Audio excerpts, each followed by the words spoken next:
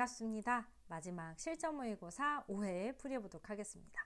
이 실전 모의고사 5회에서도 좀 이게 비중 있는 유전 파트 문제들이 좀 뒷부분에 배치가 돼 있어요.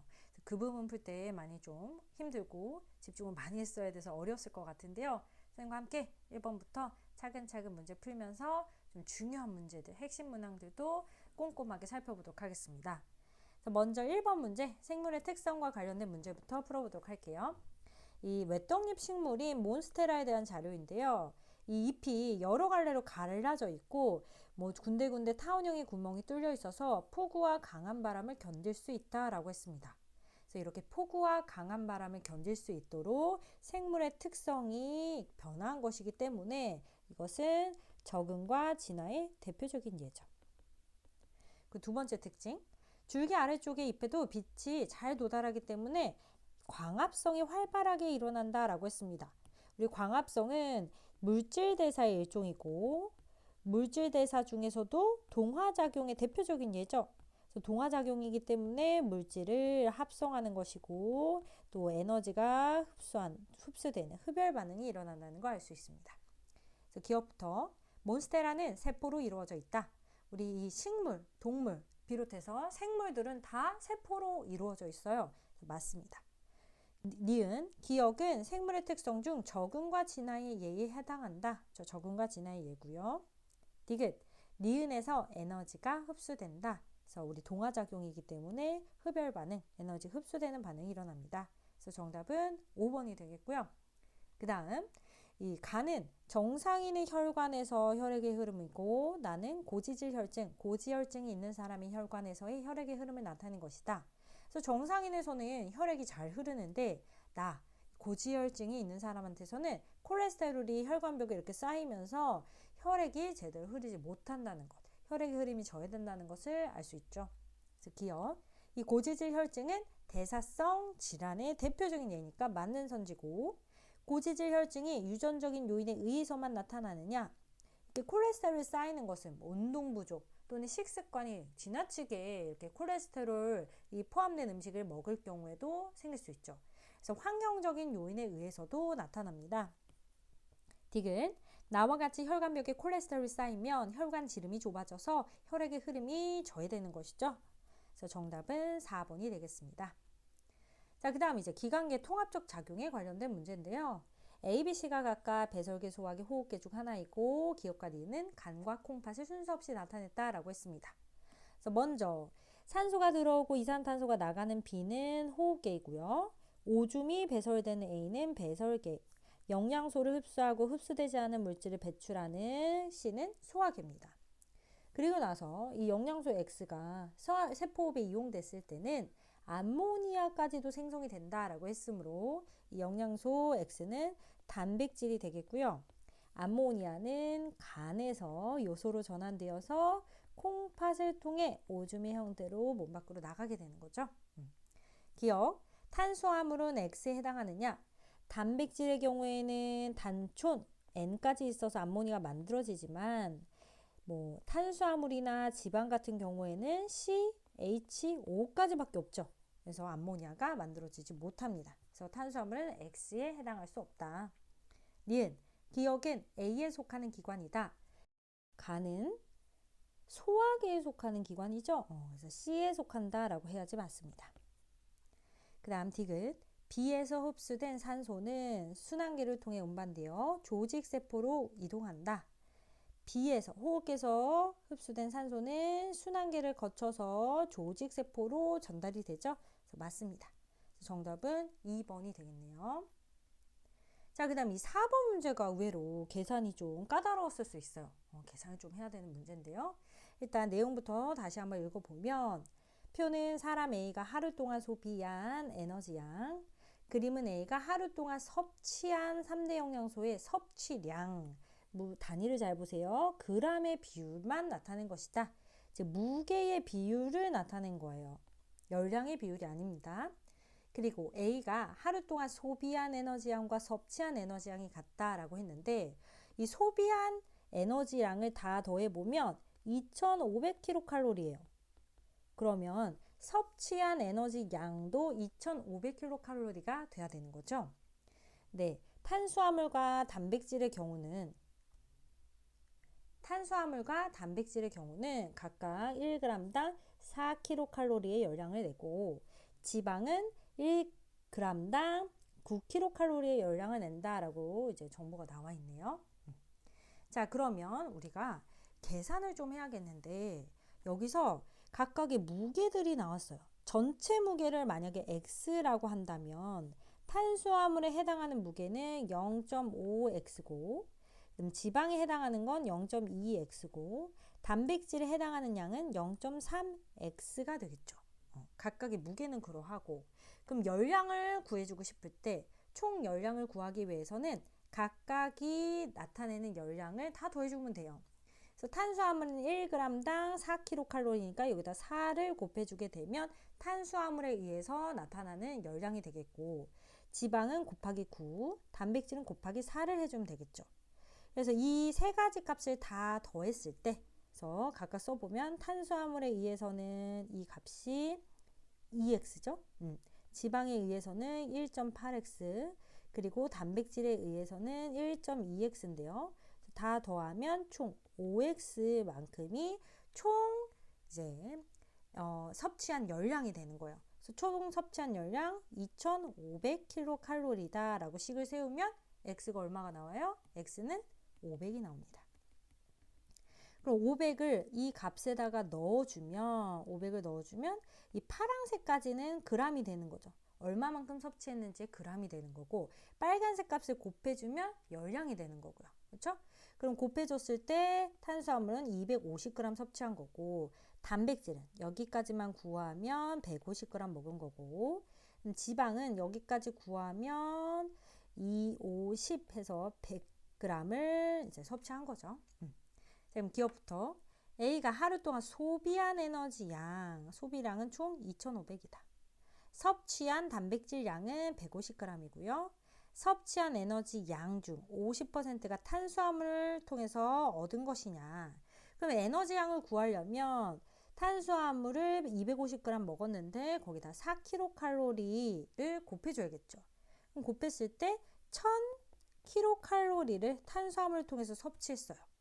그런데 총 2500에서 1000은 50%가 아니죠. 50%에 못 미칩니다. 그래서 틀렸네요. 그래서 정답은 3번이 되겠습니다.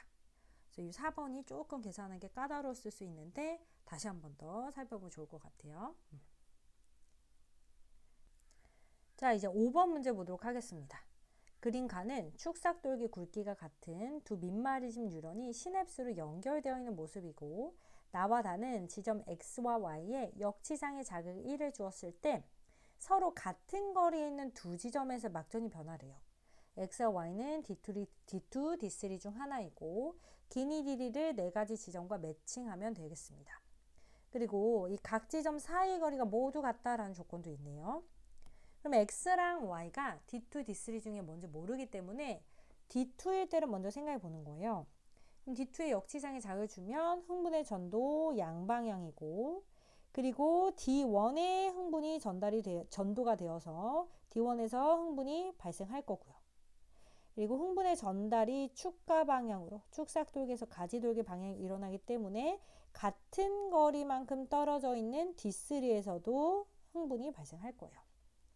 근데 만약에 D3에 자극을 줬다라고 하면 같은 거리만큼 떨어져 있는 D2랑 D4에서 D4는 흥분의 전도가 일어났기 때문에 발생을 하겠지만 활동전이 발생이 일어나겠지만 D2는 가축 방향으로 흥분의 전달이 일어나지 않기 때문에 흥분이 발생하지 않을 겁니다. 활동전이가 발생하지 않는 거죠. 자, 그래서 두 결과를 봤더니 X의 자극을 줬을 때는 같은 거리에 있는 두 지점에서 막전이 변화가 둘 다 나타났어요. 그럼 둘 다 나타나는 즉 D2의 자극을 준 경우가 되겠고 먼저 나타난 것은 흥분의 전도가 일어나서 D2에서 먼저 나타나고 흥분의 전달은 시간이 좀 걸리기 때문에 그 다음 D3가 나타나겠죠. 그래서 먼저 나타난 기억이 D1, 나중에 나타난 건 D3다. 그럼 이제 Y는 D3의 자극을 준 경우가 되겠고 같은 지점만큼 떨어진 같은 거리만큼 떨어진 D2와 D4에서의 막전이 변화를 보면 D4에서는 막전인 변화가 나타나지만 D2는 가축 방향으로 전달이 안 일어나기 때문에 막전인 변화가 안 나타난다. 그래서 이렇게 우리가 리을을 D2라고 매칭할 수 있겠죠. 그래서 기억, Y는 D3이다. Y가 D3이고 X는 D2이다. 나에서 T1일 때 D1은 탈분국 상태이다. D1에서 T1 상태를 읽어봤더니 이건 재분국 상태죠. 디귿, 리을은 D2이다. 리을은 D2가 되겠습니다. 그래서 정답은 3번이 되겠습니다. 그래서 이 5번 문제 자료 해석이 좀 어려웠다면 차분하게 다시 한 번 더 흥분의 전도와 전달을 비교해보면 좋겠습니다. 그 다음 이제 6번 문제. 그림은 중추신경계에 속한 A, B, C로부터 각각 자율신경 기니와 체성신경 디귿을 통해 홍채 소장, 다리 골격근에 연결된 경로를 나타낸 것인데요. 여기서 이 중추를 특정해줬어요. 연수, 중간내, 척수 중 하나이다. 자, 그래서 A, B, C와 기니, D를 각각 생각을 해봐야겠는데요. 먼저 이 골격근에 연결된 체성신경은 바로 체성 운동신경이라는 거 알 수 있고요. 분포하고 있는 위치가 몸이에요. 다리. 몸이니까 얘는 척수로부터 나오는 척수신경에 해당한다는 거 알 수 있습니다.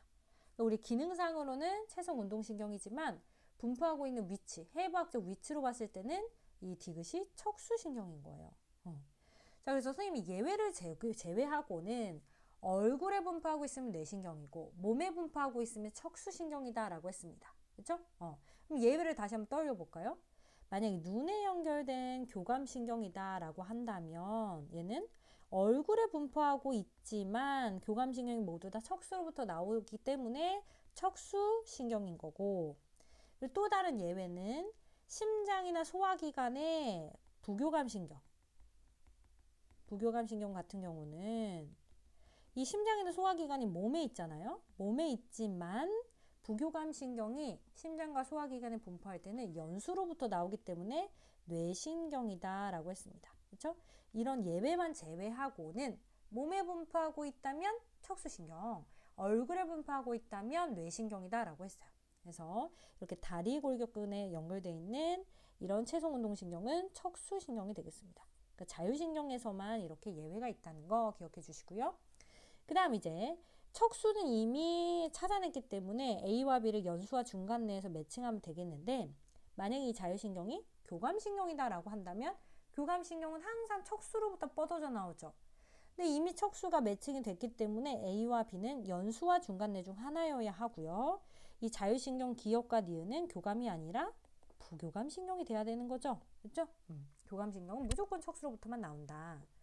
자, 그럼 홍채에 분포하고 있는 부교감신경은 어디서부터 나와요? 눈과 관련 있는 중간내. 그래서 A는 중간내고. 소장, 소화운동, 심장박동과 관련 있는 부교감신경은 뇌 중에서도 연수로부터 나오죠. 그래서 기억부터 보면 기억의 역치상에 자극을 주면 동공의 크기가 커진다. 부교감신경을 자극하게 되면 동공의 크기는 작아지죠. 그렇죠? 그래서 동공의 크기는 작아진다. 니은, B는 연수이다 라고 했는데, 그쵸? B는 연수고, 디귿은 원심성 신경이다. 그래서 운동신경의 이응과 원심성 신경의 이응을 기억하자. 운동신경은 원심성 신경이다. 감각신경은 구심성 신경이고요. 기억하고요. 그래서 정답은 4번이 되겠습니다. 자, 그 다음 이제 첫 번째 우리가 좀 계산하고 긴장해야 되는 문제는 골격근의 수축 과정에 대한 문제.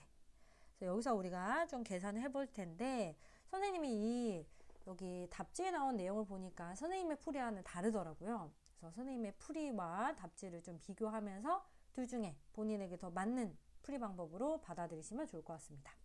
그래서 먼저 내용부터 읽어보면, 그림과는 근육원소의 X의 구조를 나타낸 것이고, 나의 A, B, C는 서로 다른 세 시점의 단면인데요.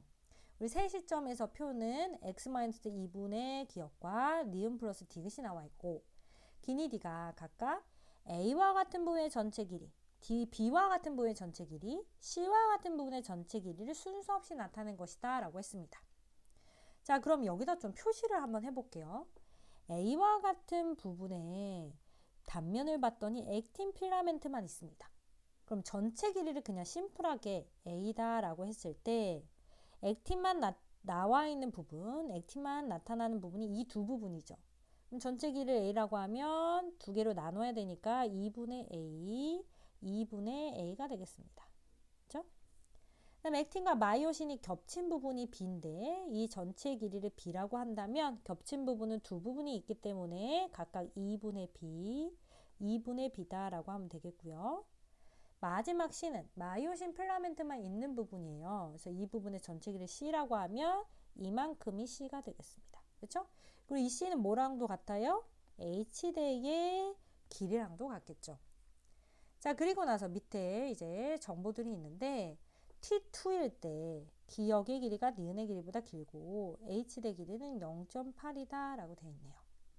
자, 그러면 이제 선생님은 여기 주어진 자료로 하여금 기니디와 그리고 ABC를 매칭을 해낼 거고요. 그리고 수축인지 이완인지도 파악해보고 기역, 니은, 디귿이 이제 각각 ABC 중에 뭔지 매칭해낸다 라고 했죠. 자, 그러면 일단 T2일 때 정보가 많잖아요. T2일 때는 생각해볼게요. T2일 때. T2일 때 H대의 길이가 0.8이다 라고 알려줬습니다. 그리고 이 니은 플러스 디귿의 길이가 아주 중요한 단서가 될 텐데요. 이 니은 플러스 디귿이 만약에 A 플러스 B라면을 생각해 보는 거예요. 자, A 플러스 B라면 자, 지금 선생님이 표시한 이 부분의 길이가 되는 거죠. 그렇죠? 2분의 A가 양쪽에 두 군데 있고 2분의 B가 또 양쪽에 두 군데 있으니까 A 플러스 B는 전체 이 부분과 이 부분의 합친 길이에요. 즉, 액틴 필라멘트 두 개의 길이가 되겠습니다. 그렇죠? 액틴 필라멘트 양쪽의 길이. 근데 액틴 필라멘트의 자체 길이는 변함이 없기 때문에 시점 T1, T2, T3에서 똑같아야 될 거예요. 즉, A 플러스 B가 아니라는 뜻이에요. 이번엔 B 플러스 C라고 해볼까요? B 플러스 C라면 여기서부터 여기까지니까 A대의 길이가 되겠습니다. 즉, 마이오신 필라멘트 자체의 길이인데 이 B 플러스 C도 시점이 변한다고 해도 얘는 그대로여야 되거든요. A대의 길이는 변함이 없어야 된다. 이렇게 변하는 값은 나머지 하나인 C 플러스 A가 될 수밖에 없는 거죠. 그렇죠? 세 개를 두 개씩 짝짓는 방법은 3C, 2, 세 가지가 나오는데 나머지 두 가지는 변함이 없는 길이어야 되니까 C 플러스 A 길이가 돼야 됩니다. 그렇죠? 자, 근데 다행히도 이 C의 길이를 알고 있어요. C의 길이가 아까 H대 길이라면서요. H대 길이가 0.8이니까 나머지 이 A의 길이가 얼마가 나오는 거예요? 얘가 0.8이면 더해서 1.4가 되려면 0.6이 나와야 됩니다. 즉, T2일 때의 값을 좀 써보면 2분의 A의 값은 0.6을 반으로 나누면 되니까 양쪽이 0.3씩이 되는 거고요. 0.3씩. 그리고 C의 길이가 아까 얼마라고요? 0.8이라고요. 이렇게 된 상황이에요. 자, 그러면 니은과 디귿이 C와 A 둘 중 하나이므로 기역은 B가 되겠죠. 그죠? B라는 걸 확실하게 알아냈고 전체 근육 원소인 마디 X에서 2분의 B를 뺀 값이 1.8이라는 걸 알려주고 있어요. 자, 그럼 그림상에서 표시를 해볼게요. 전체 X가 이만큼이잖아요. 근데 2분의 B를 하나 빼봅시다. 얘를 하나 없애봅시다. 그러면 나머지 0.3, 0.8 그리고 2분의 기역이 하나 남고 그리고 0.3인 값이에요. 즉 얘를 빼고 나머지 값을 다 더했을 때 이게 1.8이 나오는 거예요. 자, 이 값을 다 더해보면 1.4 플러스 2분의 기역이 1.8이 나와야 됩니다. 그렇죠? 그럼 2분의 기역은 0.4니까 기역은 0.8이 나오는 거예요. 아, 기역이 0.8이 됐구나. 자, 그럼 기역의 길이가 0.8인데 니은의 길이는 기역의 길이보다 작아야 된대요. 그럼 만약에 C가 니은이라고 했을 때 C는 0.8이기 때문에 기역보다 작을 수가 없습니다. 따라서 A가 바로 0.6인 A 값이 니은이 돼야겠네요. 그래서 A가 니은이고 C가 디귿이며 기역은 B라는 것을 알아냈습니다. 됐죠? 자, 그러면 여기서 이제 기역부터 한번 볼게요. 기역과 니은을 더한 값이 T1과 T2에서 같으냐? 기역과 니은은 B와 A를 뜻하는 거죠. A랑 B를 합쳐보면 아까 전에 얘기한 선생님이 액틴 필라멘트의 길이가 나온다라고 했어요. 그래서 액틴 필라멘트 두 개의 길인데 이것은 시간이 지나도 변하지 않는 값이다. 그 다음 X에서 C와 같은 부분의 전체 길이가 H대 길이와 같다. 저 C와 같은 부분의 길이는 마이오신 필라멘트만 있는 부분이므로 H대 길이와 같다. 그 다음 이제 디귿에서 계산을 좀 해야 되는데 T3일 때 X의 길이를 물어봤습니다. 일단 우리 이 T2일 때 X의 길이부터 다시 구해볼게요. T2일 때 지금 2분의 B가 얼마였냐면 2분의 B가 요만큼이 아까 0.2인 거네요. 그쵸? 0.4죠. 0.4. 자, 1.4 플러스 2분의 기억이 1.8이니까 0.4가 되겠습니다. 그러면 여기 그림에서 2분의 B가 0.4씩이니까 전체를 다 더하면 X의 길이가 2.2가 나오는 거예요. 그래서 X의 길이가 T2일 때 2.2였다. 네, 니은 플러스 디귿의 길이가 지금 얼마만큼 줄어들고 있냐면 0.8이죠. 0.8만큼. 0.8만큼 줄어들고 있어요. 그럼 이 0.8만큼 줄어드는 게 어떤 값이냐? 니은과 디귿의 길이가 지금 각각 A와 A의 길이, 양옆에 2분의 A 길이, 그리고 C의 길이는 가운데 H대 길이죠. 원래 한쪽에 2분의 A의 길이는 근육이 X만큼 수축할 때 그때 마이너스 2분의 X거든요. 마이너스 2분의 X가 양쪽 두 개 있으니까 마이너스 X만큼 A는 수축할 거고 줄어들 거고 C도 마찬가지. 근육이 마이너스 X만큼 X가 줄어든다면 근육 원설마디 X의 길이가 줄어든다면 H대 길이도 마이너스 X만큼 줄어들죠. 그래서 총 마이너스 2X가 된 값이 0.8인 거예요. 그러면 X의 길이는 마이너스 X만큼 돼야 되니까 이거의 절반인 0.4만큼 감소하는 거예요. 그러면 0.4만큼 감소했을 때 1.8이 돼야 되는 겁니다. 1.8. 그래서 2.0이 아니라 1.8이 돼야 된다. 그래서 정답은 3번이 되겠습니다. 그래서 선생님은 조금 답지랑 다른 방법으로 풀었는데요. 여기서 처음에 선생님이 실마리를 풀어갔던 단서는 니은 플러스 디귿이 과연 셋 중에 뭐일 것이냐? A 플러스 B면 액틴 필라멘트 자체 길이니까 그대로일 것이고 B 플러스 C면 A대 길이니까 또 그대로여야 한다. 근데 그 값이 계속해서 줄어들고 있으므로 이것은 C 플러스 A의 값이다 라는 거예요. 그렇죠? 그래서 실마리를 풀었고 마지막 디귿을 계산해낼 때는 꿀팁을 썼습니다. 그렇죠? 니은 플러스 디귿은 총 마이너스 2x가 될 것이고 x가 마이너스 x가 되는데 그 값이 여기서 0.8이면 얘는 절반인 0.4만큼 줄어들어야 된다. 네, 이렇게 풀어나간 거죠. 그래서 이 7번 문제도 꼭 다시 한 번 더 풀어보면 좋겠습니다. 8번 문제 보도록 하겠습니다. 8번 그림은 정상인과 삼투압 조절에 이상이 있는 환자 기억과 니은에서 수분 섭취를 제한했을 때의 오줌 삼투압을 그리고 각각 A와 B의 이상 원인이 표에 나와 있는데요. 기억과 니은은 A와 B를 순서 없이 나타낸 것이다 라고 했습니다. 일단 정상인에서 내용을 보면 수분 섭취를 제한했을 때 오줌 삼투압이 ADH 투여 전까지 증가하고 있습니다. 이거 왜 그럴까? 수분 섭취를 제한했다는 것은 체내 수분량이 부족하다는 것이고 체내 수분량이 부족하면 오줌 못 싸게 하는 호르몬 ADH가 증가하겠죠? 그러면 체내 수분량을 증가시키고 오줌 생성량은 반대로 감소하게 될 거예요. 근데 오줌 삼투압은 오줌 생성량과 반비례니까 오줌 삼투압은 증가하게 되겠죠. 그리고 ADH 투여를 하게 되면 마찬가지로 오줌 생성량 줄어들고 오줌 삼투압이 증가된 상태로 이렇게 유지될 것이다 라는 걸 알 수 있습니다. 근데 여기서 이제 오줌 삼투압이 더 이상 증가하지 않는 것은 더 이상 증가해 버린다면 이건 또 문제가 생길 수 있기 때문에 정상인에서는 ADH를 투여하더라도 오줌의 삼투압은 어떤 일정 수준 상태로 높지만 유지된다는 거. 그리고 기억과 니은이 나타나 있는데 일단 원인부터 A와 B에서 차이점을 보면 A 자체는 ADH가 아예 분비가 안 돼요. 그럼 ADH를 투여했을 때 ADH를 투여하게 되면 그때 오줌 생성량은 줄어들고 오줌 삼투압은 증가하는 이런 반응은 일어나겠네요. 따라서 오줌 삼투압이 ADH 투여시 증가하고 있는 이 기억이 A가 되겠습니다. 그런데 B는요. ADH 표적세포가 ADH에 반응을 못한대요. 그럼 ADH가 정상처럼 분비가 되더라도 ADH의 표적세포가 반응을 못하기 때문에 오줌 삼투압이 증가하지 못한 상태로 이렇게 유지가 되겠죠. 그래서 니은이 B가 되겠습니다. 기억, 니은은 A가 아니라 B고요. 니은, 구간 1에서 니은은 정상인보다 묽은 오줌을 생성하느냐. 구간 1에서 보면 오줌 삼투압이 정상인보다 니은이 더 낮아요.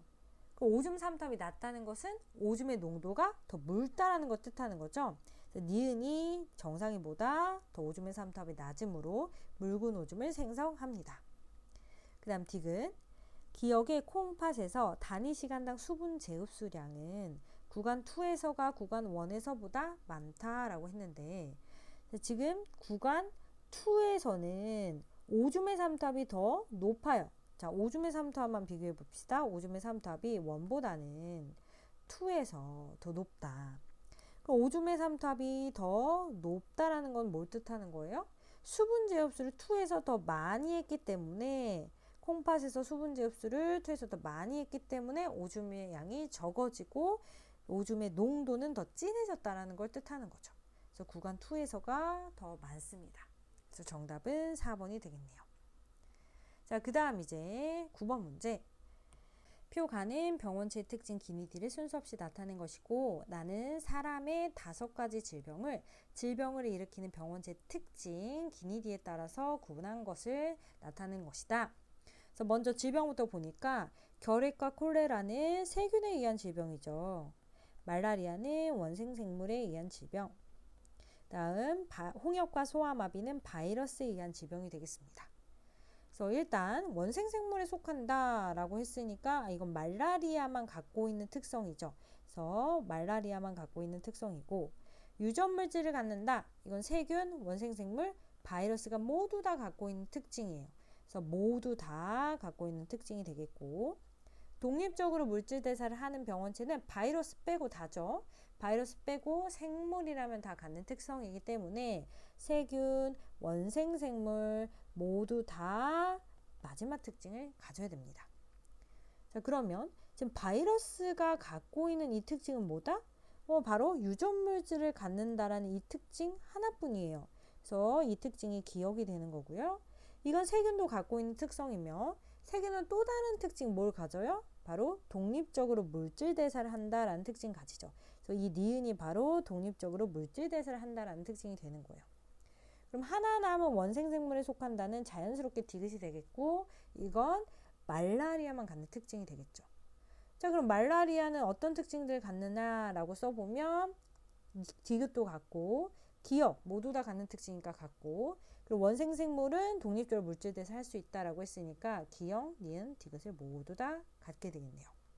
자, 그럼 기억은 유전물질을 갖는다이다. 맞고 결핵의 치료, 즉 세균에 의한 질병 치료를 물어보는 건데 세균에 의한 질병을 치료할 때는 항생제를 사용하죠. 말라리아를 일으킨 병원체는 기니디 특징을 모두 갖는다. 그래서 정답은 5번이 되겠습니다. 그래서 9번 문제 조금 새로운 유형일 수 있지만 차분히 풀면 충분히 풀 수 있는 문제였어요. 다음 이제 방어작용과 관련된 문제 볼게요. 그린가는 어떤 생쥐의 체내에 항원이 침입했을 때 일어나는 식세포 작용의 일부고 나는 면역 기능이 정상인 생쥐 기억에게 백신 X를 접종한 뒤 일정 기간 후에 항원 A와 B를 동시에 투여했을 때 이때 시간에 따른 혈중 항체 농도를 나타낸 것이다. 일단 가에서 항원을 잡아먹어서 이 조각조각 분해시키고 있는 이 세포의 이름은 바로 대식세포죠. 그렇죠? 대식세포다. 식세포 작용을 일으키는 이 세포의 이름은 대식세포다. 따라서 A에 해당하는 것은 대식세포다라고 해야 되므로 기억은 틀렸고요. 백신 X를 접종하고 난 다음 처음 보는 항원 A와 B를 전에 노출된 적이 없는 항원을 투여를 했더니 그 다음 어떻게 됐냐면 항체 A는 아주 빠르고 많이 형성됐어요. 2차 면역 반응이 일어났고 항체 B는 적게 그리고 천천히 만들어졌으니까 1차 면역 반응이 일어났어요. 그럼 앞에 투여했던 이 백신 X는 바로 누구에 대한 백신이에요? A에 대한 백신이 되는 거죠. 그렇죠? 2차 면역 반응을 일으키게 된 이유는 바로 백신 X를 접종해서 그때 기억세포가 만들어졌기 때문에 A가 진짜로 침입했을 때는 2차 면역 반응이 일어난 것이다. 자, 니은 구간 1에서 A에 대한 기억세포가 형성되었다. 저 A에 대한 백신을 접종했기 때문에 A에 대한 기억세포가 형성된 거예요. 그다음 구간 2에서 A와 B에 대한 특이적 면역 반응이 모두 일어났다. 자, 이걸 헷갈리는 친구들이 있을 수 있는데요. A에 대해서 2차 면역 반응, B에 대해서 1차 면역 반응이지만 둘 다 항체를 생산하고 있는 체액성 면역 반응이 일어났죠. 즉 둘 다 특이적 면역 반응이 일어난 겁니다. 그래서 니은과 디귿이 맞아서 정답 4번이 되겠습니다. 자, 그 다음 이제 11번 문제, 핵형 분석 문제가 나왔는데요. 자, 일단 문제를 꼼꼼하게 읽으셔야 돼요. 같은 종이다 라고 했고 1과 2의 세포 가나다에 각각 들어있는 염색체 중 Y 염색체가 제외되어 있다 라고 했습니다. 2개는 1의 세포, 나머지 1개는 2의 세포이며 성별이 서로 다르다. 그래서 암컷이면 XX, 수컷이면 XY를 갖는다 라고 얘기해줬고요. 1과 2에서 기억의 유전자형 하나는 라라라스이고 하나는 라스라라이다. 그리고 스몰 a랑 라지 b의 더한 값이 나가 다의 4배이다 라고 했습니다. 일단 선생님은 핵형부터 써볼게요.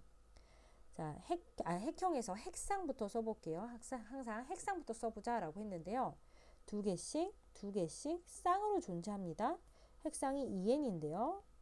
지금 뭔가 한 쌍이 불완전하게 보여요. 그럼 이 한 쌍은 바로 성염색체 한 쌍이 되겠고, 지금 Y 염색체가 보이지 않기 때문에 지금 완벽한 한 쌍을 이루지 못한 거죠. 한 개 염색체가 가려져 있는 상태예요. 그래서 크게 보이고 있는 이 염색체는 X고 보이지 않는 건 Y다. 그럼 구성을 썼을 때 지금 총 8개의 염색체가 있는 건데 그 중에 6개는 상염색체고 성염색체는 XY 구성이 되는 거예요. 그럼 나의 경우는 하나씩 외롭게 존재하니까 핵상 N이고요. 3개의 상염색체가 있을 거고 나머지 하나가 성염색체인데 지금 크게 큰 게 있으니까 X가 있는 거죠. 다의 경우는 하나씩 외롭게 존재하니까 핵상이 N이고 같은 종이기 때문에 핵상이 N일 때 상염색체는 3개인 거죠. 그런데 지금 보이는 염색체 3개만 상염색체인 거예요. 3개가 모두 다 상염색체인 거고 나머지 보이지 않는 염색체 Y가 바로 성염색체가 되겠습니다. 그래서 이 동물은요 2에는 8이며 N일 땐 4인데 지금 이 다에서 N은 3이 아니라 N은 4인 것인데 Y가 보이지 않는 것이다. 이게 포인트가 되겠습니다. 그럼 써놓고 봤더니 가와 다에는 Y 염색체가 보여요. 그럼 수컷의 세포가 되는 거죠. 수컷의 세포가 지금 2개인 거니까 2개인 원이 바로 수컷이 되겠고요. 그 다음 2가 바로 암컷이 되겠고 2의 세포 1개가 바로 나 세포가 되겠습니다. 여기까지는 됐죠. 자, 그럼 유전자형에 대해서 이제 생각을 해볼 텐데 둘 중 하나는 라라라스고 하나는 라스라라이다 라고 했고요. 스몰 a 플러스 라지 b가 나가 다의 4배다 라고 했습니다. 자, 여기서 이제 선생님의 꿀팁이 등장을 해야 되는데 다의 경우는 핵상이 n이면서 1개씩 존재하니까 생식세포를 떠올릴 수 있고요. 나의 경우는 지금 핵상이 n이지만 2가닥씩 존재하니까 중기2 세포를 떠올릴 수 있죠. 선생님 감수 분야 꿀팁에서 뭐라고 했느냐, 중기2는 아직 염색분자 분리되기 전이기 때문에 이 DNA 상대량이 존재한다면 2, 존재하지 않는다면 0이다. 생식세포는 존재한다면 1, 존재하지 않는다면 0이다 라고 했어요. 그럼 나가 다의 4배이다 라고 했는데 스몰 a랑 라지 b가 나에서는 둘 다 존재한다면 2씩 존재하게 되는 거예요. 즉 최대 4라는 값을 나타내게 되고 다는 나가 4배라고 했으니까 4분의 1이라서 1만큼만 존재하게 되는 겁니다. 그렇죠? 그럼 나에는 결론적으로 스몰 a랑 라지 b가 다 있어야 돼요. 즉 이 암컷의 세포에는 스몰 a랑 라지 b가 다 존재해야 된다. 근데 이 유전자형은 스몰 a가 없잖아요. 따라서 오른쪽 유전자형이 바로 2의 유전자형이고 원의 유전자형은 이게 되는 거예요. 자, 그리고 다에서는 그럼 어떻게 되느냐? 스몰 a는 원에서 가질 수 없는 유전자이기 때문에 다는 라지 a를 갖고, 그리고 스몰 a가 0이면 라지 b가 1이어야겠죠. 그래서 라지 b도 하나 있는 이런 경우가 되겠습니다. 자, 그래서 기억부터 보면 원의 기억의 유전자형은 라라라스 맞죠? X염색체수는 나가 1개고요. 가에서도 1개입니다. 따라서 2배가 아니라 똑같다. 가에서도 1개고 나에서도 1개다. 다에는 라지 A랑 라지 B가 모두 있죠. 그래서 정답은 3번이 되겠습니다. 자, 그래서 11번 문제 조금 까다로워 보이지만 차분하게 풀면서 감수분열 꼴찌까지 적용하면 충분히 풀 수 있는 그런 문제였어요. 그 다음 이제 12번 문제로 넘어가 보도록 하겠습니다. 이것도 이제 유전 문제죠. 문제부터 일단 차분하게 풀어보면 서로 다른 상염색체 있는 두 쌍의 대인전자에서 형질이 결정되는데 G1기 모세포로부터 생세포가 형성되는 과정이고요. DNA 상대량이 나와 있습니다. 자, 그래서 감수분열 꿀팁을 쓰는 그런 문제가 되겠고요. 다행히도 얘는 돌연변이 문제 아니에요. 염색체 수이상 문제 아닙니다. 그래서 우리 알고 있는 바를 충분히 떠올리면서 문제 풀 수 있어요. 자, 일단 상염색체 수가 나와 있는데요. 우리 1번과 2번 같은 경우는 G1기와 중기원 세포잖아요. 그럼 상염색체가 44개씩 있겠죠. 그렇죠? 그리고 3번과 4번은 핵상이 N이기 때문에 상염색체가 22개씩 있을 겁니다. 그럼 다해서 22개다 라고 알려줬기 때문에 얘는 3번 또는 4번이 되는데요. DNA 상대량이 지금 1이라고 나와 있습니다. 만약에 3번 세포라면 얘는 중기2니까 0 또는 2고요. 4번은 생세포니까 0 또는 1이죠. 1번은 0, 1, 2, 2번은 0, 2, 4. 선생님 감수분열 꿀팁에서 다 알려줬던 내용이에요. 자, 그렇다면 지금 상염색체 수가 22개라면 2개이면서 라지 A가 1이라면 이건 3번이 아니라 4번 세포가 반드시 되어야겠네요. 그렇죠? 자, 그리고 자, 1번과 2번 세포 같은 경우는 나머지 3번과 4번이 갖고 있는 모든 유전자를 가져야 돼요.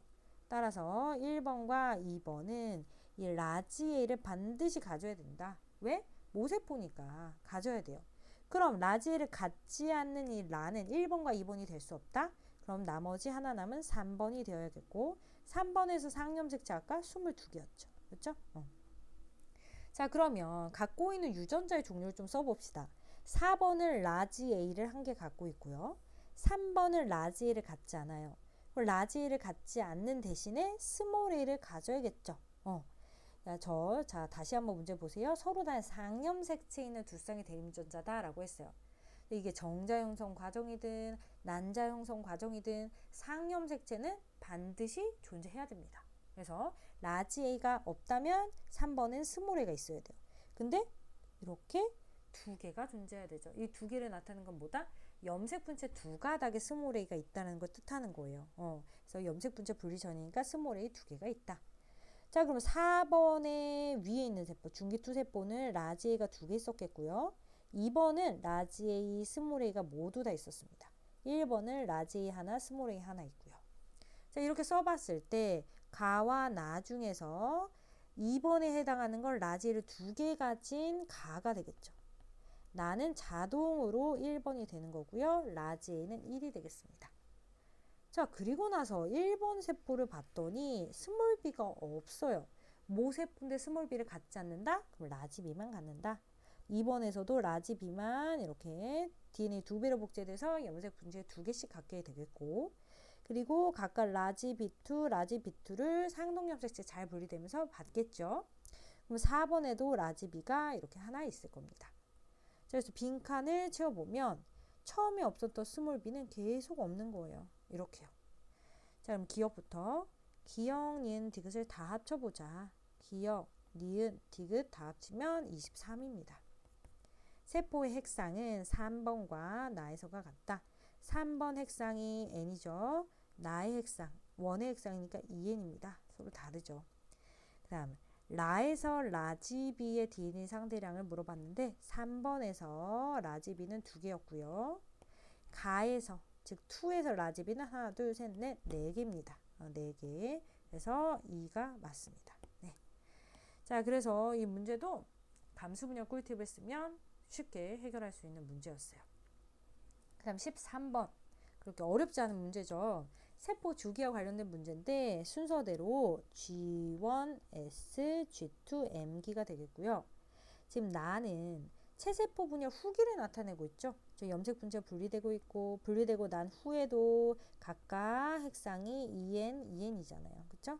체세포 주기의 한 과정 중인데 이건 바로 기억, M기에 속하는 후기가 되겠다. 그리고 지금 유전자를 라지알 스몰이라고 했는데요. 이 유전자형의 뜻이 뭐예요? 개념이 뭐예요? 대립유전자의 구성을 기호로 나타내는 것이다. 그럼 대립유전자는 또 뭐예요? 상동인 염색체의 같은 위치에 존재하는 유전자예요. 그럼 이 염색체와 이 염색체가 지금 상동이죠? 여기 스몰 R이 있다면 여긴 라지 R이 있어야 되는 겁니다. 자, 그런데 염색 분체끼리는 유전자 구성이 100% 동일하죠? 왜? DNA가 복제됐으니까. 여기 스몰 R 있으면 이쪽에 스몰 R 있고 여기 라지 R 있으면 이쪽에 라지 R 있는 거죠. 기억. A에는 뉴클레오솜이 존재한다. 자, 지금 A는요. 염색 분체 한 가닥을 나타내고 있는데 이 염색 분체는 염색체에 속하는 것이고 염색체나 염색사의 기본 단위가 바로 뉴클레오솜이죠. DNA가 히스톤 단백질을 감싸고 있는 구조. 그래서 A에는 뉴클레오솜이 존재합니다. 그리고 염색사를 가리키면서 염색사에도 뉴클레오솜이 존재하느냐 물어보면 그것도 맞는 거예요. 그렇죠? 기억시키의 세포 중에는 방추사가 관찰되는 세포가 있다. 방추사는 염색체를 이동시키는 실과 같은 구조입니다. 즉 M기에 분열기에 전기 때 나타나기 시작해요. 그래서 M기에 나타납니다.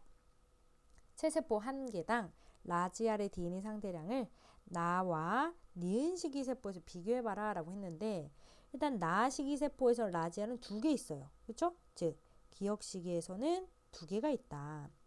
자, 그리고 나서 다시 주원기로 돌아갈 때는 세포가 2개로 나뉘죠. 그렇죠? 그래서 세포질 분열이 완료되면서 2개로 나뉘면 1, 1로 나눠지게 됩니다. 즉 G1기 때는 1만큼이 존재하는 거예요. 그리고 다시 DNA 2배로 복제되면 G2기부터 다시 2가 되는 거예요. 그래서 기억에서는 2고 니은에서는 1이다. 그래서 서로 같지 않다. 그래서 정답은 4번이 되겠습니다. 13번 문항도 이렇게 풀어봤고요. 자, 그 다음에 이제 14번 문항이 가장 까다로운 문항이었을 것 같습니다. 이 흡사 무슨 문항과 비슷하냐면요. 2022학년도, 즉 작년이요. 작년 6월 모평 14번과 매우 유사한데 거기에다 이제 플러스 가형질이 하나 더 나왔어요. 다인자 유전만 나온 게 아니라 가형질까지 더 나왔다. 자, 그래서 한번 풀어볼게요. 먼저 가는 한 쌍의 대립유전자에서 결정되며 대립유전자에는 3개가 있다. 즉 복대립유전이고요. 표현형 4가지니까 2개가 공동 우성이거나 또는 하나가 2개에 대해서 이렇게 이제 우성인 경우 2개 사이에 우열이 없어서 공동 열성인 경우도 있을 수 있어요. 자, 근데 문제에서 뭐라고 했냐면 자, 이런 사람과 이런 사람 표현형이 같다. 그러면 A에 의한 표현형이 나타나는 거니까 A가 D에 대해서 우성이면 되는 거고 B에 의한 표현형이 또 나타나야 된다라고 했으니까 B에 대해서 D가 열성이 되면 되는 거죠. 즉 A와 B가 모두 다 D에 대해서 우성이다. 즉 공동 우성인 경우가 되겠습니다. 꼭 ABO식 혈액형처럼요. 그 다음 나는 2개의 염색체 있는 3쌍의 대립유전자에서 결정되는데 E랑 F가 연관이고 그럼 G는 독립이 되겠습니다. 그렇죠? 자, 그리고 이 나가 바로 다인자 유전 형질이기 때문에 대문자로 표시되는 대립유전자 수에 의해서 표현형이 결정된다라고 되어 있네요. 다행히 가와 나의 형질은 독립입니다. 그죠? 다행이고 나 안에서만 E와 F가 연관인 거예요.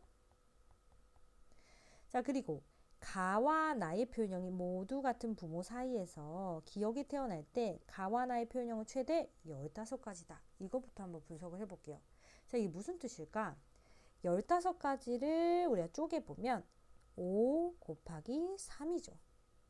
자, 가에서는 최대 표현형이 4가지이기 때문에 5라는 표현형은 나에 의해서 나타날 것이고 3이라는 표현형이 가에 의해서 나타나는 것을 알 수 있어요. 자, 그리고 이게 곱하기인 이유가 뭐예요? 가와 나가 서로 독립이기 때문에. 그래서 각각의 표현형의 가지수를 구한 다음에 곱해준 거예요. 그럼 좀 더 심플한 가부터 한번 생각을 해보겠습니다. 가와 나의 표현이 모두 부모와 같을 확률이 16분의 3이다 라고 돼 있고 유전자형이 이런 개체가 태어날 수 있어야 돼요. 그러면 부모 모두 A를 갖고 있어야 된다는 거 알 수 있죠. 그렇죠? A를 모두 갖고 있어야 되고 표현형이 모두 같아야 된다라고 했습니다. 그리고 이 사이에서 표현형의 가지수가 3가지가 나와야 돼요.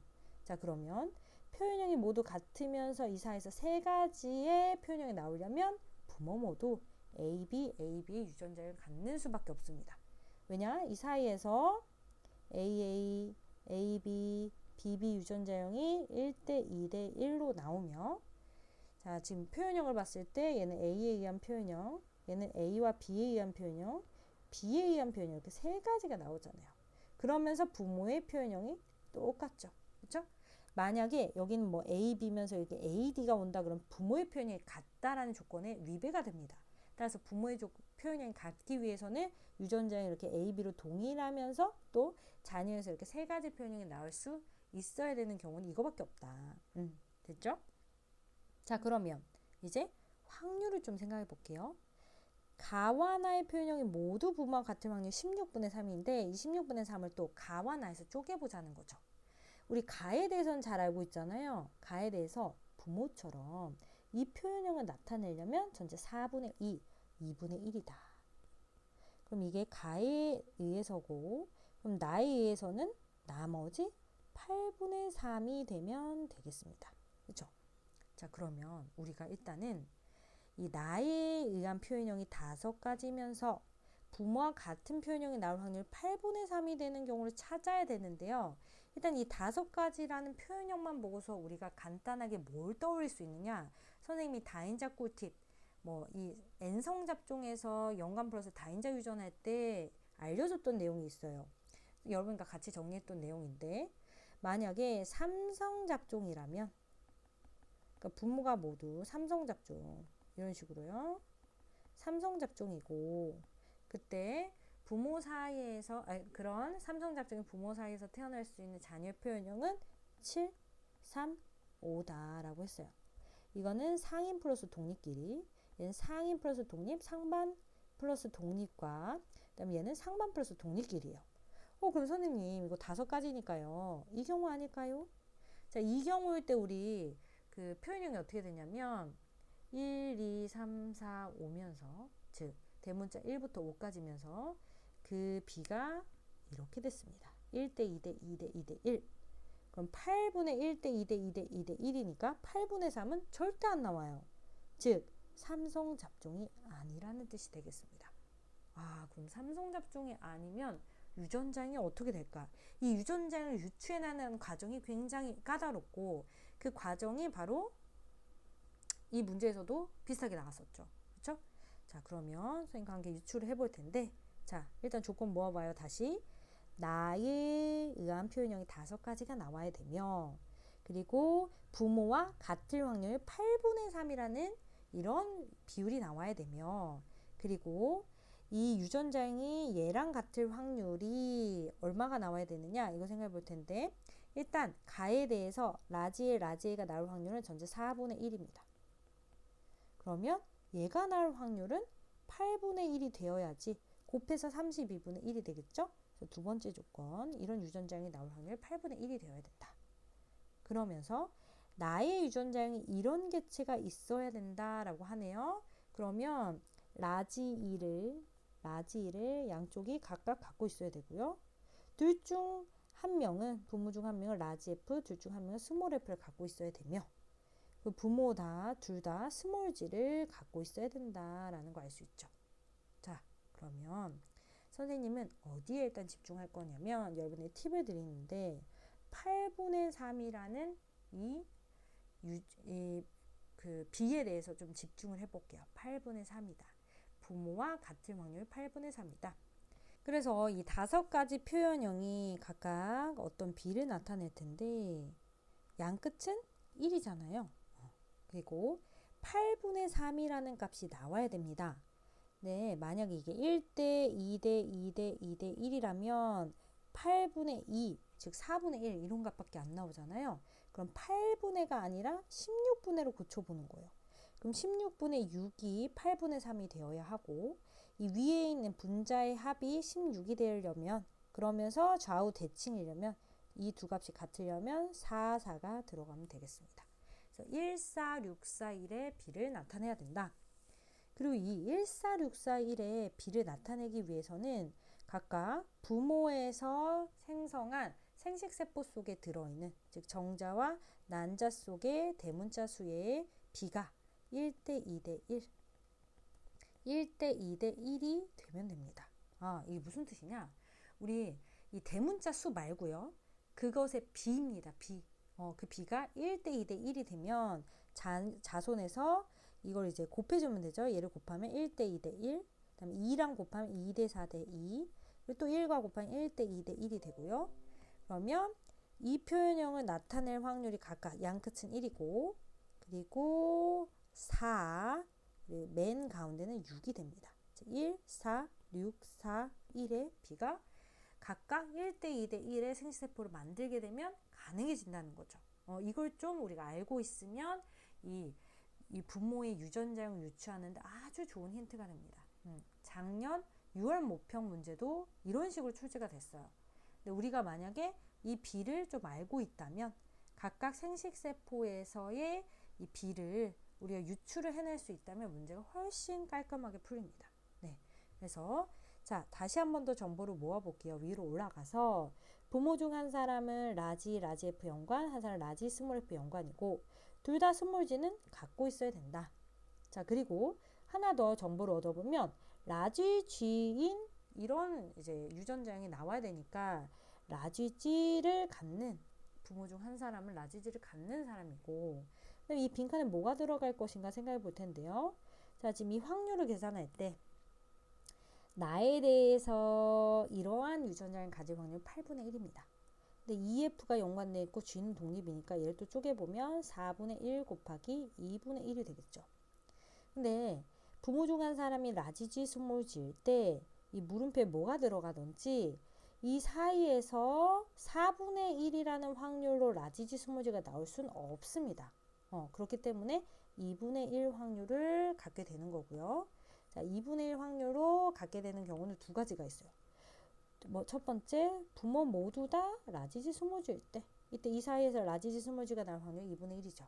또는 한 사람은 이렇고 한 사람은 스몰지일 때도 라지지 스몰지가 나올 확률이 2분의 1이 되겠습니다. 그래서 일단 G에 대해서는 둘 중 하나고요. 그 다음 이제 E와 F에 대해서 생각해 볼 텐데 둘 중 한 사람은 이렇게, 둘 중 한 사람은 이렇게 연관이 돼 있죠. 대문자 수만 써보겠습니다. 왼쪽은 대문자 2개, 오른쪽은 대문자 1개 이렇게 돼 있어요. 그리고 둘 다 1번이든 2번이든 스몰 G는 갖게 되는 거니까 이렇게 스몰 G는 갖게 되죠. 그래서 대문자가 0개, 0개 이렇게 됩니다. 자, 그 다음에 이제 우리가 좀 생각을 해봐야 되는데 지금 각각 생식세포에서의 이 대문자 수의 비가 1대 2대 1이 나와야 돼요. 근데 만약에 여기 이제 스몰 G인 개체가 있다고 해봅시다. 그러면 여기 00이 들어가게 되죠. 그랬을 때 이렇게 생식세포가 만나서 이제 대문자 수를 이루게 되는데 어차피 00을 똑같기 때문에 위에 있는 거에 따라서 생식세포의 대문자 수가 결정이 돼요. 그러면 1대 1의 비율이 나오게 되죠. 즉 1대 2대 1이 나올 수가 없단 말이에요. 따라서 스몰 G가 부모 중 한 사람에게 들어가면 안 되겠구나. 양쪽에서 모두 다 B가 1대 2대 1이 만들어지려면 둘 다 라지 G, 스몰 G가 되는 겁니다. 둘 다 라지 G, 스몰 G 이렇게 됩니다. 그렇죠? 자, 그럼 빈칸에 다시 써보면 라지 G를 갖기 때문에 이렇게 1, 0, 1, 0으로 양쪽이 다 채워지게 되는 거예요. 자, 그러면서 이제 양쪽에서 전체 대문자 수가 똑같아야 되죠. 왜? 무슨 조건이 있어요? 부모에서의 가와 나의 표현형이 모두 같다라고 했잖아요. 그러면 부모에서 표현형이 모두 같다라고 했기 때문에 대문자 수가 동일해야 돼요. 그럼 일단 왼쪽에서는 최소로 가진 대문자가 지금 3개죠. 빈칸에 0이 들어간다면 3개가 될 수 있어요. 그러면 오른쪽에서도 3개다라고 했을 때 빈칸에 또 이렇게 들어가면 됩니다. 그죠? 자, 그럼 여기서 대문자가 위에가 똑같기 때문에 자손에서 만들어지는 대문자의 비는 1대1이 나올 수밖에 없어요. 1대 2대 1이 나올 수가 없다는 말이에요. 그쵸? 대문자가 3개로 같은 게 아니라 4개로 같은 경우는 그럼 생각을 해보자. 자, 그럼 빈칸을 채울 때, 자, 다시 4개로 갖기 위해서는 여기 이제 2개가 들어가야 돼요. 그쵸? 1, 1, 0은 확실하고 여기 2개가 들어가야 된다. 자, 그럼 여기서도 1개를 갖고 있어야겠죠. 그래야 전체 4개로 동일할 겁니다. 그럼 빈칸을 이제 채워볼 텐데, 일단 2개가 있다는 건 라지 E, 라지 F가 있다는 뜻이고요. 그리고 아까 어떤 조건이 있냐면 이런 유전자형을 갖는 개체가 나올 확률이 있어야 됩니다. 그러면 이럴 확률이 4분의 1이었거든요. 아까. 라지 스몰 f랑 스몰이 라지 f가 만나서 라스라스가 나올 수 있겠죠. 그래서 대문자 1개를 만족하면서 라스라스가 나올 확률이 4분의 1이 되려면 왼쪽에서는 스몰이 라지 f 연관이 돼야 됩니다. 네. 그럼 이제 기억부터 볼게요. 가의 유전자형이 이런 사람과 이런 사람의 표현형은 서로 다르죠. 그 다음 기억에서 나타날 수 있는 나의 표현형 중에는 유전자형이 이런 사람과 동일한 표현형이 있다? 자, 표현형을 보는 겁니다. 표현형은 대문자 수에 따라서 결정되는데 대문자 수가 2개인 사람이 나올 수 있느냐? 자, 한번 써볼까요? 지금 대문자 수를 써보자 라고 했는데 대문자 수가 1, 2, 2, 3 이렇게 됐죠? 1, 2, 3이 1대 2대 1로 나옵니다. 자, 그 다음에 여기서는 오른쪽에서는 2, 1, 3, 2 즉 1, 2, 3이 또 1대 2대 1로 나오죠. 자, 그러면 대문자 수가 이렇게 만나면 2부터 그리고 최대로 6까지 2, 3, 4, 5, 6 5가지가 나오는 것이고 그 비가 아까 얘기했듯이 1대 4대 6대 4대 1이 나오는 거예요. 좀 의심이 되는 사람은 여기다 써보세요. 1, 2, 3, 1, 2, 3 대문자 수만 썼습니다. 그럼 대문자 수를 더해주면 2, 3, 4, 3, 4, 5 그리고 4, 5, 6 해서 방금 얘기했듯이 5가지 표현형이 1, 4, 6, 4, 1의 비율로 나오게 되는 걸 확인해 볼 수가 있어요. 그렇죠? 그래서 이런 사람이 있습니다. 대문자 2개인 사람이 있다. 그 다음 유전자형이 이렇게 그리고 표현형이 이런 사람과 같을 확률을 물어봤습니다. 표현형이에요. 그러면 일단 라지 AB랑 같은 확률은 전체 4분의 2니까 2분의 1. 대문자 수가 5개일 확률 물어보고 있네요. 5개일 확률은 전체 16분의 4, 4분의 1이죠. 8분의 1이 되겠습니다. 그래서 정답은 4번이 되겠네요. 그래서 선생님은 이 문제를 작년 6월 모평 14번과 같이 풀기를 조금 권하고요. 그리고 아까 얘기했듯이 이 비를 좀 외워두고 이 비가 나오기 위해서 각각 정자와 난자 속의 대문자 수의 비도 기억하면 문제를 좀 빨리 풀 수 있다. 그래서 부모의 유전자형을 유추해내는 게 참 어려운 문제였습니다. 근데 이런 문제가 앞으로 충분히 나올 수 있기 때문에 좀 연습을 비슷한 문제로 많이 해보시면 좋겠어요. 네. 자, 그럼 일단 한숨 돌리고 이제 사람의 유전 문제로 넘어가도록 하겠습니다. 15번 문제가 되겠습니다. 가는 대립유전자 라지 스몰 a, 나는 라지 b 스몰 b, 다는 라지 d 스몰 d에서 결정되며 각각 대문자가 소문자에 대해서 완전 우성이다. 한 개는 상염색체, 나머지 2개는 X에 있고 그리고 이제 발현 여부를 나타낸 것인데 발현 여부를 쭉 써보면 1번의 경우는 가나다가 다 있어요. 그리고 3번의 경우는 나 그리고 다는 있는지 모르겠고 4번은 가만 있고 그리고 7번은 다만 있습니다. 그리고 5번과 6번은 각각 가와 다 그리고 나가 있고 2번은 나와 다 있고 8번은 지금 다가 있는지 없는지를 모르겠어요. 그다음 9번의 경우는 가만 있습니다. 됐죠? 그래서 나타나 있는 내용들 표시를 해봤고요.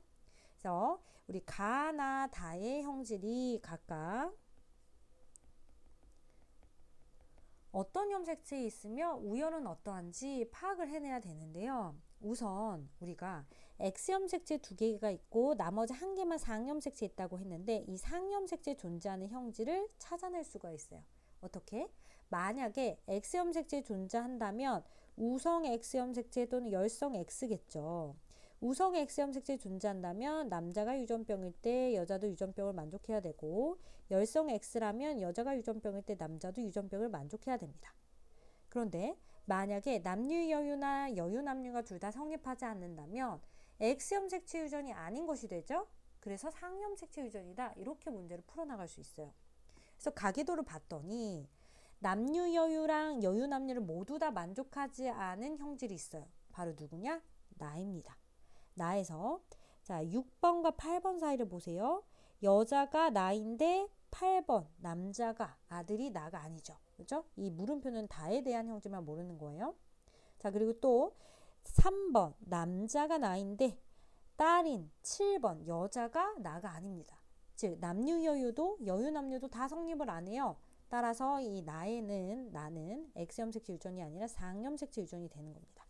그래서 라지 B가 스몰 b에 대해서 우성인데 상염색체 유전인 건 알아냈으니까 우열만 파악하면 돼요. 다음 나머지 가와 다가 바로 X염색체에 존재하며 연관되어 있는 형질이 되겠습니다. 자 그럼 이제 추가적인 정보를 좀 얻어봐야 되겠는데 가에 대해서 먼저 표가 나와 있어요. 스몰 a DNA 상대량이 1번부터 6번까지 나와 있는 거죠. 이렇게 DNA 상대량이 주어진다면 선생님의 가계도 꿀팁을 떠올려라. 여자와 남자에서 DNA 상대량이 서로 같은데 표현형이 다르다면 그것은 X염색체에 존재하는 형질이고 DNA 상대량이 1로 같아야 된다. 이 꿀팁 떠오르죠. 1번은 남자고 6번은 여자입니다. 그리고 1번은 가가 있고 6번은 정상이에요. 즉 남자와 여자가 서로 표현형이 DNA 상대량이 같음에도 불구하고 서로 다르죠. 이런 경우 X염색체에 존재하며 이미 알고 있는 내용이긴 하지만 X에 존재하며 DNA 상대량은 1로 같아야 된다. 그래서 기억은 1이 되는 거예요. 자 그리고 6번은 여자기 때문에 X를 2개 갖죠. 스몰 a를 하나 갖는다면 나머지 하나 X에 라지 a를 갖겠고 이렇게 이형접합인 개체의 표현형은 우성이 되니까 정상이 가에 대해서 우성이 되는 거예요. 그래서 우열 파악이 됐습니다. 자 그러면 나에 대해서도 우열을 파악을 해봐야 되겠는데 나에 대한 정보는 여기 있죠. 만약에 나가 정상에 대해서 우성이다 라고 해보겠습니다. 그럼 3번과 6번이 나를 갖고 있기 때문에 3번과 6번은 라지 B를 하나 이상 갖고 있겠고 나머지 정상인 4번, 7번, 5번은 다 스몰 b만 이렇게 갖겠죠. 근데 6번의 자녀 8번, 9번이 모두 다 정상 스몰 b예요. 그럼 6번은 스몰 b 하나 줄 수 있어야 되겠고 3번의 자녀인 7번도 스몰 b이니까 3번도 스몰 b 하나 가져야 됩니다. 즉 위아래에서 라지 b의 합은 1, 1이에요. 그래서 2가 되지 못하므로 이 가정은 틀린 것이다. 즉 라지 b가 나가 아니라 정상 유전자가 되고 스몰 b가 나 유전자가 되는 거예요. 자 그러면 이제 하나 남은 다에 대한 정보를 얻어봐야 되는데 일단 얘는 그렇게 어렵지 않은 게 X염색체 존재한대요. 그럼 우성 X일 수도 있고 또 열성 X일 수도 있죠. 아까 우성 X라면 남녀의 만족을 해야 되는데 남자인 5번이 다가 있는데 딸 여자인 9번이 다가 없네요. 남녀의 만족을 못하니까 우성 X가 아니고 열성 X가 되겠습니다. 따라서 다는 정상에 대해서 열성이다. 그래서 생각보다 심플해요. 가나다 형질은 다 열성 형질이에요. 됐죠? 그럼 이제 유전자형을 써봐야겠는데요. 7번과 8번 사이에서 태어난 물음표에 대해서 물어볼 거니까 우리는 이제 7번과 8번의 유전자형을 무조건 알아내야 됩니다. 일단 7번과 8번에서 나에 대한 유전자형부터 생각해보면 둘 다 정상이니까 라지 B를 갖고 있어요. 그런데 3번과 6번이 각각 스몰 bb, 스몰 bb예요. 즉 스몰 b를 하나씩 받은 이런 이형접합이겠구나. 그 다음 가와 다에 대해서는 X 연관이니까 동시에 생각해야 됩니다. 1번의 경우는 가, 다가 다 나타난 남자니까 이렇게 써볼 수가 있겠죠?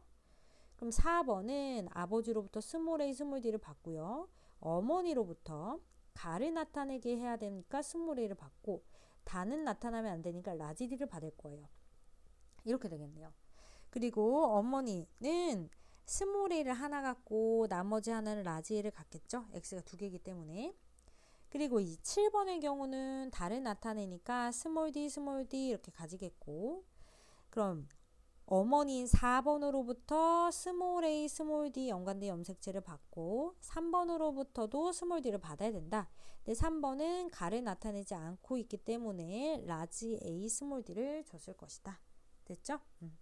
자, 그 다음에 이제 오른쪽 가계도로 넘어가 볼게요. 오른쪽 가계도에서 일단 5번의 경우는 가다를 나타내니까 스몰 a, 스몰 d, y가 됩니다. 그죠? 그럼 9번인 딸에게 스몰 a, 스몰 d를 줬을 거고요.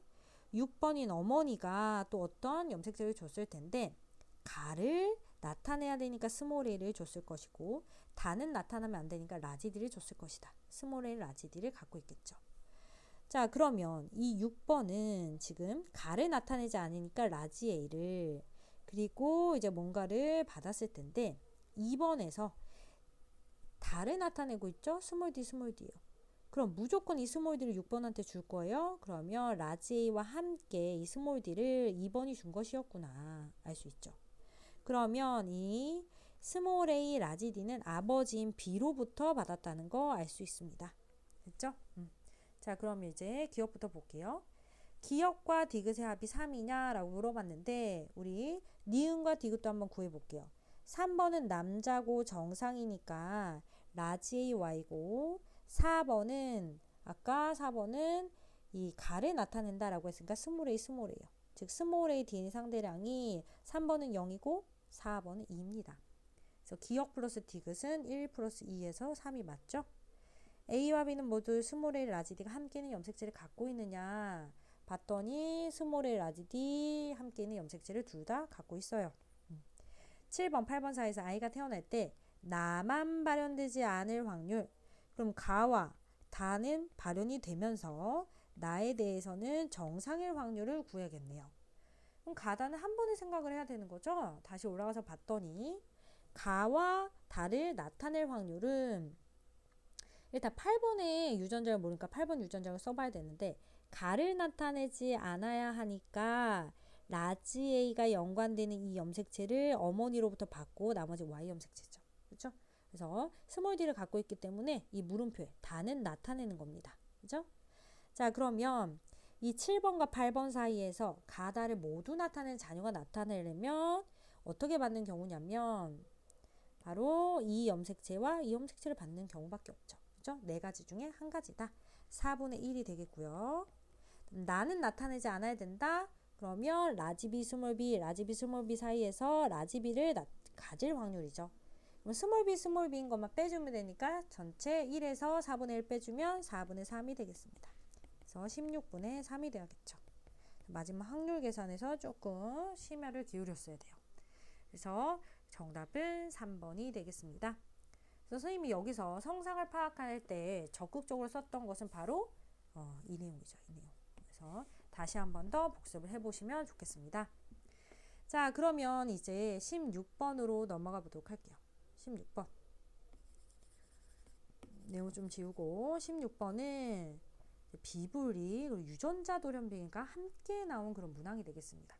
내용부터 읽어보면 가를 결정하는 데 관여하는 4개 유전자는 모두 상염색체에 있는데 각각 A, B, D이다. 그리고 위치를 이렇게 나타내줬어요. 상염색체니까 우리가 성염색체 비분리는 생각지 않아도 되고요. A와 B가 연관돼 있고 D와 E가 연관돼 있습니다.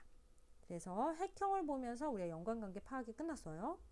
자, 그런데 부모의 생식세포 형성 과정 중 한 명에게서는 기억이 니은으로 바뀌는 유전자 돌연변이 일어나서 생식세포 1이 만들어졌고 나머지 한 명에게서는 비분리가 일어났대요. 그래서 생식세포 2가 만들어졌다. 그러니까 각각 유전자 돌연변이 또 염색체 비분리가 일어난 생식세포를 만들었고 그것이 수정되어져서 자녀 A가 태어난 거예요. 이 자녀의 지원기에서 각각 대립유전자 DNA 상대량 이렇게 쭉 나와 있네요. 자, 그럼 이 내용에서 2를 갖고 있는 것들을 좀 주목을 해볼게요.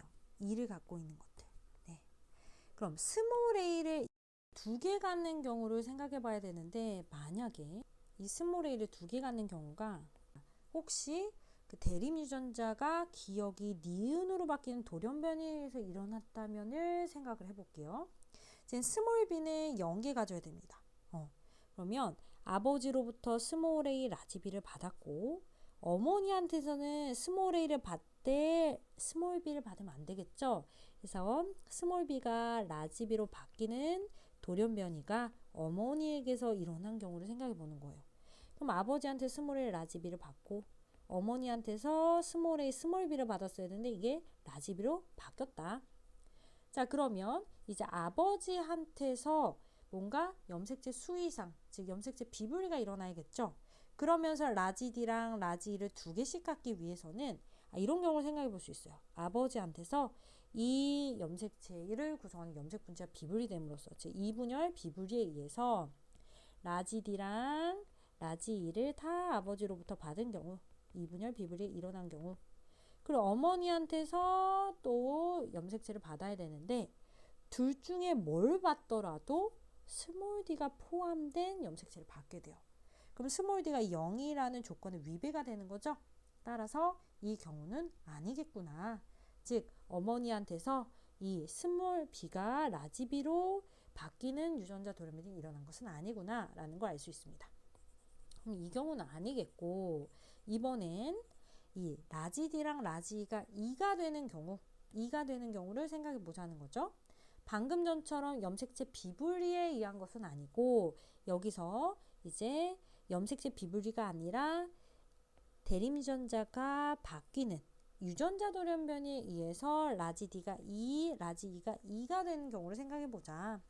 그러면 아버지한테서는 이 염색체를 받았어요. 정상적으로.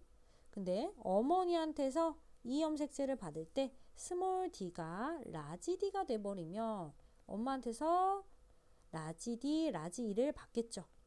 따라서 라지 d 2개, 라지 e 2개 이렇게 될 겁니다. 그리고 아버지한테서 이 염색체 쌍을 받을 때 비분리가 일어났다면, 그랬을 때 스몰 a 2개를 가지며 스몰 b가 없는 걸 만들어낼 수 있느냐. 그럼 스몰 a를 2개 받아야 되니까 이 염색체가 비분리돼서 아버지한테서 이 스몰 a 라지 b를 2개씩 받는 거죠.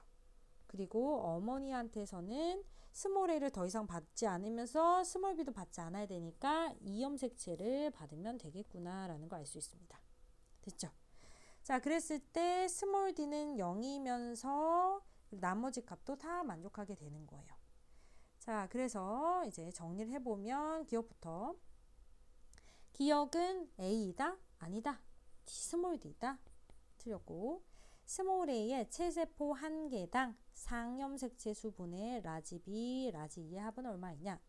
일단 상염색체 수를 생각해 볼 때 지금 아버지한테서 이 염색체를 하나 더 받게 된 거죠. 그래서 원래는 44개의 상염색체인데 지금 상염색체 1개를 더 받게 됐다. 그래서 45개고, 라지 B는 총 3개입니다. 3개고, 라지 E는 2개죠. 그래서 9분의 1이 되겠습니다. 다음 2가 형성될 때 염색체 비분리는 감수 2분에서 일어났느냐? 염색체 비분리가 일어나서 만들어진 생식세포는 아버지로부터 형성된 정자죠. 네, 아버지가 이 염색체에서 염색 분체의 비분리, 즉 이분열 비분리가 일어났기 때문에 유전자 구성이 동일한 이제 염색 분체를 2개 다 주게 되었다. 그래서 감수 2분열 비분리가 되겠습니다. 그래서 정답은 5번이 되겠네요. 자, 그래서 선생님은 어디에 초점을 맞췄어요? 다시 봐서 이 2라는 숫자가 나올 수 있는 경우를 생각해 봤다. 스몰 a가 2라는 숫자가 나오는 경우가 혹시 유전자 돌연변이에 의한 건지 봤더니 모순이 발생했다. 그리고 라지 D랑 라지 E가 유전자 돌연변이에 의해서 만들어진 건지 생각을 해봤을 때 가능했고 모순이 없었다. 그래서 이렇게 차분하게 파악을 해나간 거죠. 그래서 이 문제도 굉장히 좋은 문제가 되겠습니다. 다시 한 번 더 풀어보면 좋을 것 같아요. 그 다음 17번 문제 보도록 하겠습니다. 기업과 니은은 총 생산량과 호흡량 중 하나이다. 총 생산량은 호흡량 플러스 순 생산량의 합이죠. 그래서 둘 중에 더 큰 값인 기억이 총 생산량이고 더 작은 값인 니은이 호흡량입니다. 기억에서 니은을 뺀 값은 순 생산량이 되겠네요. 그래서 기억, 니은은 총 생산량에서 순 생산량을 제외한 유기물의 양이다. 맞죠? 총 생산량에서 순 생산량을 빼면 나머지 호흡량이 나온다. 구간 1에서 생산자가 광합성을 통해 생산한 유기물의 총량은, 즉 총 생산량은 증가하느냐라고 물어봤어요. 총 생산량이 지금 1에서 감소하고 있으니까 틀리죠. 그럼 디귿, T2일 때가 이 값이 더 크냐라고 물어봤는데 T2일 때 보면 순 생산량은 더 작고 호흡량은 더 커요. 분모값은 더 작고 분자값은 더 크다. 즉 전체 값이 T1일 때보다 더 큰 거죠. 맞습니다. 그래서 정답은 3번이 되겠습니다. 자, 그 다음 이제 18번. 지금 종 사이의 상호작용의 유형이 나와 있는데요. 1과 2는 기생과 상리공세를 순서 없이 나타낸 것이고, 지금 오른쪽에 있는 얘는 뭐에 해당하는지 알아맞히는 문제가 되겠어요. 기생은 한 종이 이기면 한 종은 손해고, 상리공생은 둘 다 이익입니다. 그럼 손해가 보이는 1이 기생이 되겠고, 손해면 나머지 하나는 이익이에요. 2는 상리공생이 되겠고, 둘 다 이익이죠. 그리고 오른쪽에 얘를 봤더니 겨우살이는 다른 식물의 줄기에 뿌리를 박아 물과 양분을 빼앗는다? 즉 기생하는 거예요. 일방적으로 이익이 되고 있고 숙주는 손해가 되는 경우입니다. 기억, A는 이익이니까 틀렸고, 자료의 상호작용은 기생이니까 1에 해당하고요. 그래서 맞고, 말미잘과 흰동갈리는 서로 도움을 주는 상리공생의 대표적인 예죠. 정답은 4번이 되겠습니다. 자, 그 다음 이제 19번은 우리가 좀 계산을 해야 되는 문제가 되겠습니다. 일단 중요한 단서부터 먼저 적어보면 1의 면적이 2의 2배이다. 1의 면적을 ES라고 하면 2의 면적은 S가 되는 거고요. 각종이 출현한 방형구 수의 합이 2가 1에서의 3배다. 그러면 1에서를 우리가 X라고 한다면 2에서의 방형구 수의 합은 3x가 되겠습니다. 자, 그리고 나서 이제 빈칸을 좀 채워보고 싶은데, 빈칸에서 우리 상대 밀도의 합은 100, 상대 빈도의 합은 100, 상대 피도의 합이 100임을 이용해서 이 물음표를 다 채울 수가 있어요. 그래서 물음표를 빠르게 채워보면 여기 25%, 그리고 여기 빈칸은 36, 25 되고, 2에서도 이 합이 ABCD에서 합이 각각 100이 되어야 하므로 빈칸에 30, 그리고 36, 13이 되겠습니다. 그럼 중요치도 우리가 옆에 써볼 수 있죠. 각 종의 중요치는 상대 밀도, 상대 빈도, 상대 피도의 합이다. 그래서 원지역에서 각각 61, 75, 66, 98이고요. 우점종은 가장 중요치가 큰 D가 되죠. 그 다음 2에서는 각각 91, 72, 85, 52가 되니까 A가 우점종이 되겠습니다. 자, 그럼 이제 기억부터 볼 텐데, 개체군 밀도를 물어봤어요. 개체군 밀도는 1의 A가 2의 B보다 크냐? 우리 개체군의 밀도를 구할 때는 면적분의 개체수죠. 일단 개체수부터 구해봅시다. 1에서 A의 개체수는 어떻게 구하느냐? 우리 상대 밀도 공식을 떠올리면서 역으로 유추해낼 수 있어요. 총 개체수분의 다음 A종의 개체수 곱하기 100인 값이 25가 되는 거예요. 그럼 A의 개체수는 이 계산을 해보면 30이 나옵니다. 30. 그럼 면적분의 개체수를 구할 때 면적이 2S고 개체수는 30 이렇게 되는 거죠. 그럼 2에 비해서도 그 값을 생각해 보면 2에 비해서 똑같은 방식으로 총 개체수분의 B의 개체수 곱하기 100이 지금 30이니까 B의 개체수는 그냥 30이에요. 즉 개체수가 똑같습니다. 그런데 2의 면적은 S이기 때문에 2의 B가 더 그 값이 큰 거죠. 그래서 틀린 선지가 되겠고요. 그 다음 니은 1과 2에서 중요치가 가장 큰 종, 즉 우점종은 모두 D냐? 아니다. 1에선 D지만 2에선 A다. 자, 그 다음 디귿을 잘 생각해 볼게요. 이것도 선생님의 방형구 꿀팁을 떠올리셔야 되는데, 선생님이 상대 빈도 구하는 공식도 변형식이 있다라고 했어요. 그러니까 모든 종의 빈도의 합분은 특정 종의 빈도 곱하기 100 해도 되지만 각 종이 출현한 방형구 수의 합분에 특정 종이 출현한 방형구 수 곱하기 100으로 나타낼 수도 있다라고 했습니다. 이 문제에서는 이 분모에 해당하는 값을 2에서가 1에서 3배이다 라고 알려준 거예요. 됐죠? 자, 그러면 일단 2에서 D가 출현한 방형구 수분에 1에서 C가 출현한 방형구 수를 각각 구해야겠는데요. 먼저 이거부터 계산을 해볼게요. 일단 2에서 D의 상대 빈도를 봤더니 24입니다. 이 값은 어떻게 계산해내는 거냐? 총 각종이 출현한 방형구 수의 합분에 특정 종 D가 출현한 방형구 수 곱하기 100을 했을 때 이게 24가 나온 겁니다. 그럼 D가 출현한 방형구 수는 어떻게 되는 거냐면 24에다 곱하기 3x 그리고 100으로 나눠준 값이 되겠죠. 이렇게 되는 거예요. 그 다음 위에 값 구해볼게요. 1에서 C가 출현한 방형구 수는 어떻게 구하는 거냐? C가 출현한 방형구 수를 그냥 C라고 했을 때 총 각종이 출현한 방형구 수의 합이 x고요. 1에서는 곱하기 100을 한 값이 1에서 이 C의 상대 빈도 36이 되는 거죠. 따라서 C의 값은 36x를 100으로 나눈 값이다. 이렇게 되는 거죠. 다시 내려가서 100이 된다. 100으로 나눈 값이다. 자, 그러면 각각 분모에는 이게 들어가고 분자에는 이게 들어가는 거예요. 이 값을 계산했을 때 100분의 72x죠. 이것분의 이거는 정확히 2분의 1입니다. 그래서 맞는 선지예요. 정답은 3번이 되겠습니다. 자, 마지막 20번 문제 가볍게 풀 수 있어요. 좀만 더 힘을 내세요. 유전적 다양성, 종다양성, 생태계 다양성을 순서 없이 나타낸 것인데 먼저 어떤 생태계에 존재하는 생물종의 다양한 정도 종다양성, 강, 습지, 사막, 삼립, 초원 등 생태계 다양성을 뜻하는 것이고 마지막 다가 유전적 다양성이 되겠습니다. 이렇게 같은 종이라도 다양한 형질을 나타내는 것이 바로 다 유전적 다양성이 되겠죠. 기억, 종 다양성은 동물종, 식물종만 포함된다? 아니다. 곰팡이, 균류, 원생생물, 세균 등 모든 종을 포함한다. 니은, 나가 높은 지역은 생태계 다양성이 높은 지역은 낮은 지역보다 종 다양성이 낮으냐?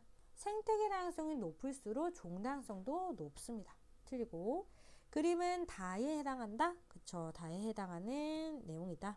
그래서 정답은 2번이 되겠습니다. 그래서 마지막 실전 모의고사 5회까지 풀어봤는데요. 이 5회에서는 특히 유전문항이 많이 까다롭습니다. 그래서 유전문항들 중에서 우리 15번, 16번도 당연히 좋고요. 특히 14번 문항 꼭 다시 한번 더 풀어보면 좋겠습니다. 여러분 너무너무 고생 많으셨고요. 우리 이 실전 모의고사 5회에서도 혹시 궁금한 점이 있다면 댓글로 남겨주시면 선생님이 성실하게 답변하도록 하겠습니다. 여러분 너무너무 고생 많으셨습니다.